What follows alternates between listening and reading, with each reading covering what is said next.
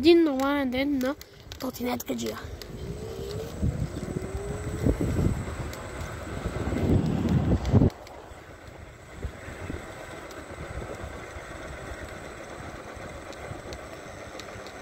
Тротинеткаджията трябва много да се занимава тук.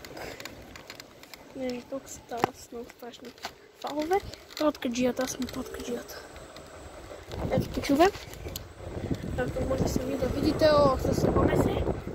Дигаме 22. Ще започне да може да ме страх малко. Аз съм с очила.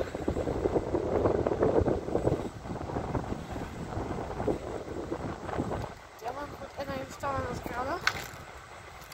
Нещо ударихме на крепата. Ще спрем малко, за да може да забиеме.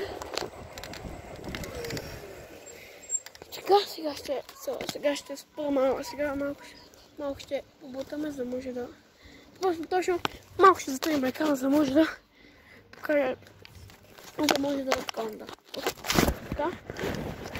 Така пилотно. В момента да ви караме. Може трябва да забиваме. Чакайте ходаме.